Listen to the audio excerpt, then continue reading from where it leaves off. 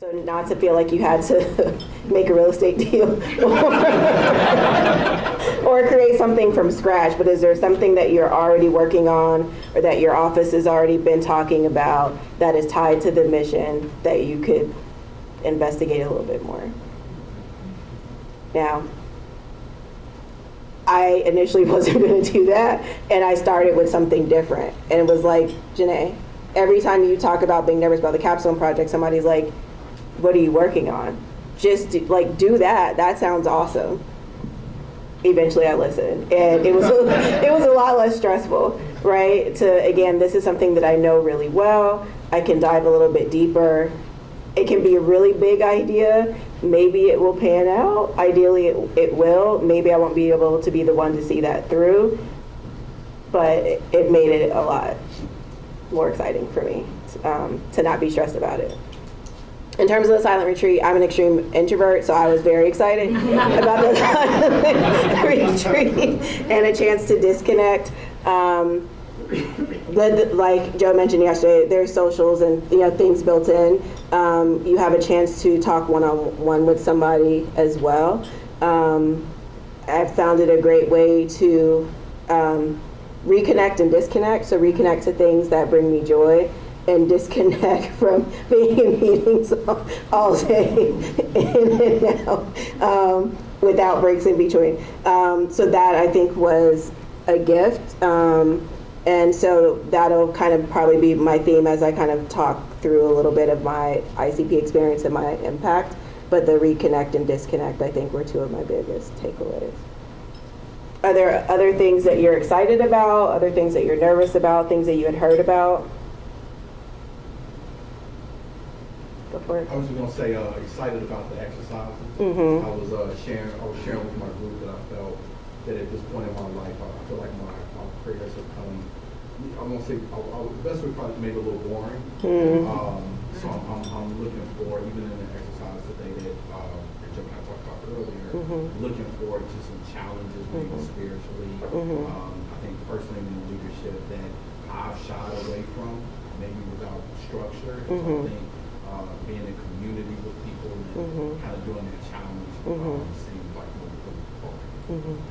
Thank you. What else? I kept hearing from people on my campus that it was a gift. They felt like this was a gift that St. Joe's had given them. And I would say the same thing to colleagues if they ask me now. And so it's interesting to also think about what people did on their silent retreat, because again, I was super excited and they were like, okay, good. And that's part of where I got the idea of like disconnect and reconnect from. Okay, thank y'all. So I like pictures. Okay, so the whole time that I was in ICP, every time that we had a session, I took notes, but I drew my notes. And so when I was thinking about like how I could share about the impact, I went back through and I actually pulled from all of my notes. And so all the pictures that you see up are pictures from like different times that I've been in an ICP space. So when I was here for orientation, President Tetlow spoke and she talked about the journey of ICP. So we'll start there and then let's see if this works. So it's not a Prezi, so it might be a little bit challenging for me to Zoom, but you all have access to it on the site as well.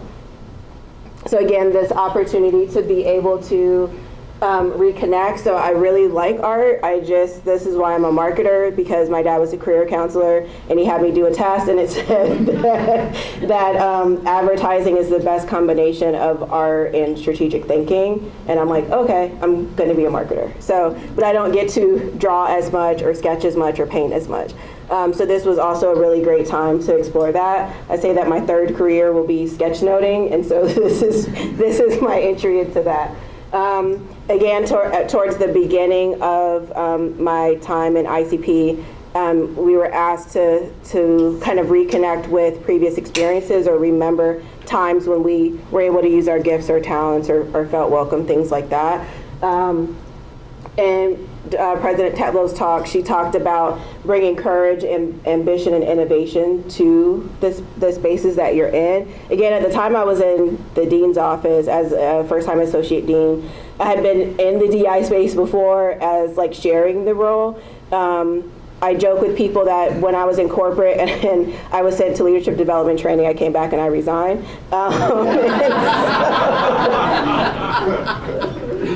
I did. My boss cried. I came back. I resigned. And so it's like you can't also keep running from leadership, right? Like even if you don't feel like you're interested in, there's something there that you at least need to give space to explore. And so as President Tetlow was talking, there were the first two things, so the courage, ambition, and innovation, and the be excellent and provide that excellence to all really stood out to me. Right, so if I'm going to actually consider this, then what does that look like? And so it was really powerful and surprising to me because I didn't really know what to expect. That was one of the first conversations about thinking about our leadership styles and what it means to be a leader, and the idea that you can really shape it based on who you are and what's important to you and what your kind of space is. My group was the Freedom Servers, and so we were group 3, which I think is funny. I don't know if Joe did that on purpose, but facilitating for group 3, and that was our name. We had a great time kind of, coming up with it. As much as I'm an introvert, I was not in a group with introverts, and so we had a whole skit for which I did not speak, but it was cool to be able to spend time with them throughout the ICP process. And I would say if I need something now, I could reach out to them to do a check-in if I'm going to be in San Francisco or in LA. Like if I'm going to pop in, if I need somebody just to kind of talk through an idea with or a concern with, I know that I still have them there. As much as I reflect, right, sometimes I don't want to sit with the disturbances or the things that are bothering me because I don't want to dig into why, right? But in coming in and out of the ICP sessions, that was something that kind of stood out to me in our conversations, that sometimes you actually just do need to sit with that. And I've found ways, I would say, to build that into my leadership style. I got a bigger team when I moved from the dean's office to the DEI space. Had a lot more people that I had to support. I moved out of the business school and moved to supporting folk kind of university-wide. And sitting with the times that I'm upset, the times that I'm frustrated, the times that I'm challenged, like, why is that bothering me so much? Is that coming from me? Is that coming from the environment? And no matter where it's coming from, is there something that I can do with that? I really liked, in the course of my experience, we went from immersion to encounter, talking about the trip. And so even sitting with kind of that conversation about, we're only there for a time. It's not a service trip. You're there to learn and be with people. And so we talked about being surprisable and feeling the discomfort. And I didn't know what that meant until I got to Peru, and we were in different spaces or different situations where I'm afraid of heights, right? I don't think I realized that until I got there. What does that mean? So I'm freaked out, and there are little kids who are like running around and jumping from roofs to roof, right? And I'm like, let me stand as far away, right? But it made me keep kind of questioning why, right? And do I have to operate kind of in this space? It also helped me think about some of the things that I took for granted. So we got to spend time at a clinic and then go into different homes and see how folks were experiencing life after COVID, because we were the first encounter after COVID as well. And so thinking about how to be in the moment, so not having our phones out during our visits and really being with the people and being with the spaces that we were in, bringing that humility to the moment that, right, everything is a teachable moment. And so what can I learn from this?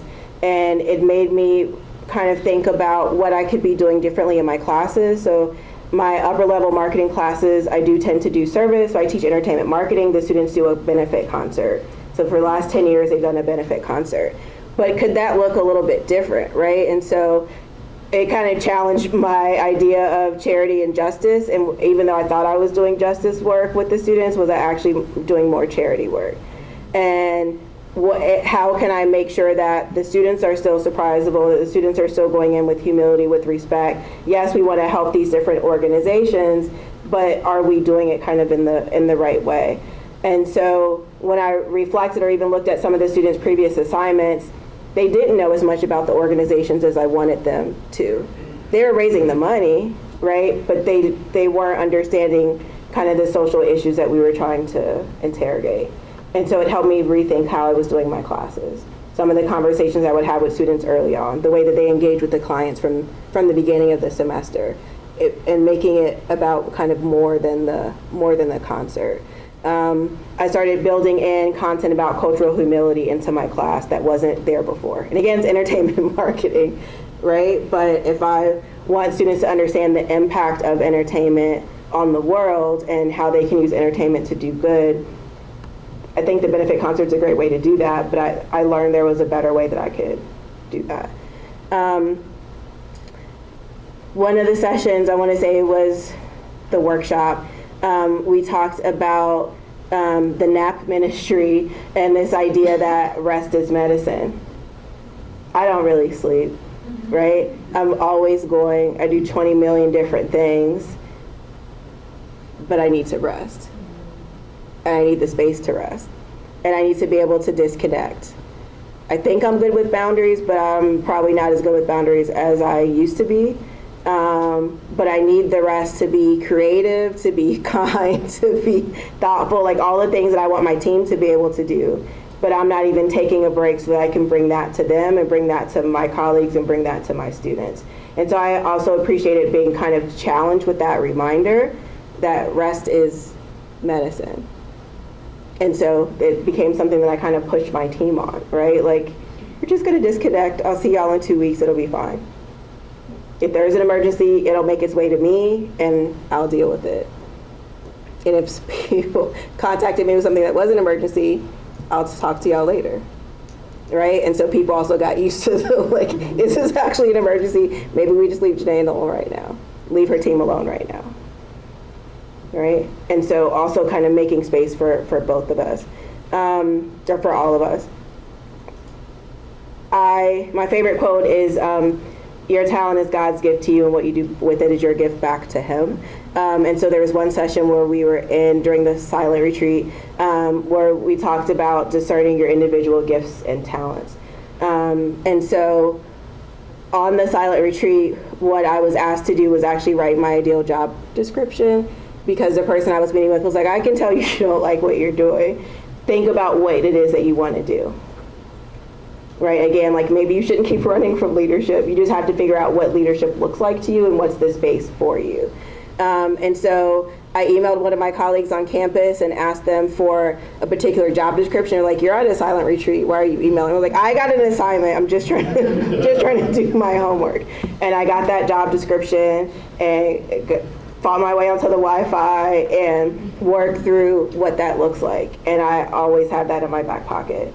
When I spend time to reflect of like, how is this going? If it's like performance evaluation time, I can go back to that. Are there things from that I have been able to do in my current role? Are there things that I want to add to it, things that I kind of want to remix or rethink, right? And so again, always in my back pocket, when somebody asks me like, what would you want to be doing later?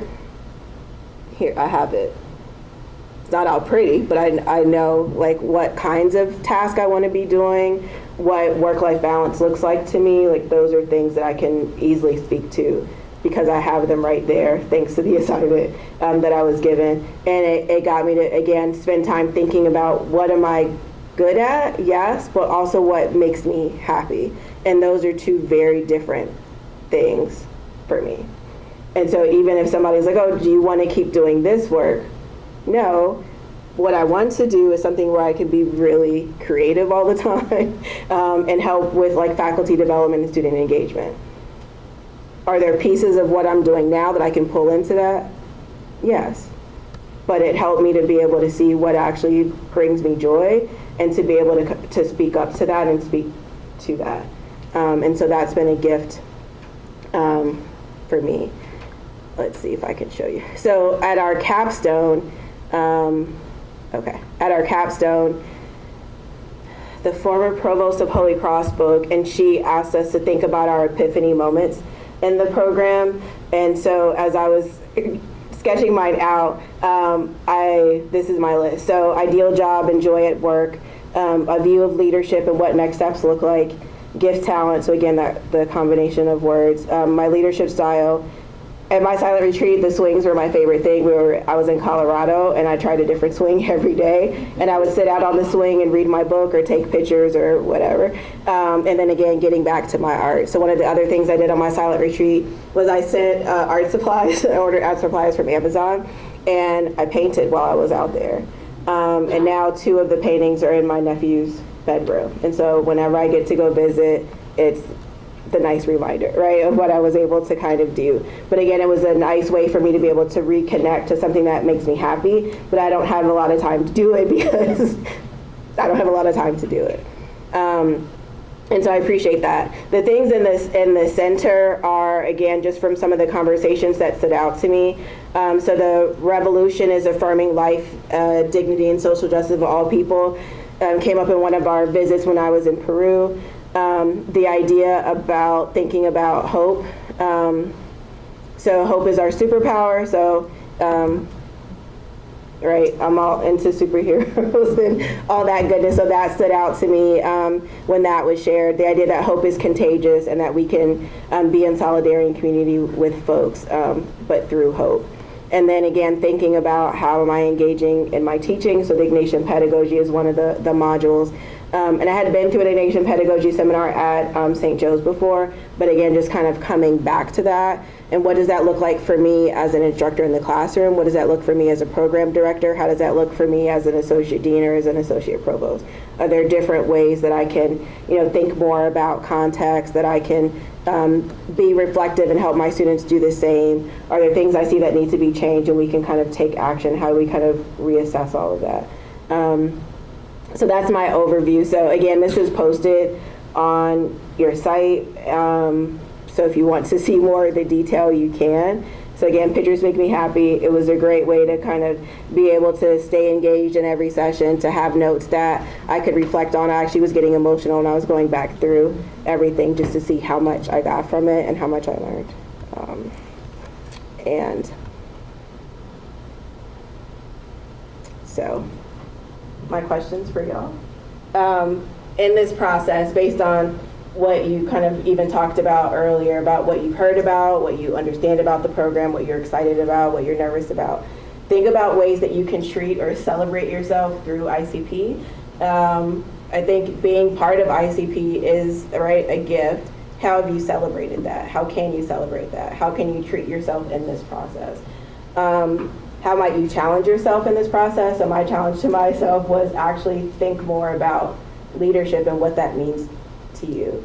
And think about what you want to get out of this experience. So again, I'm going to give you a few minutes just to kind of sit with that personally, and then ask you to kind of connect with your table. But we'll take 2-3 minutes to think individually about that. Cool?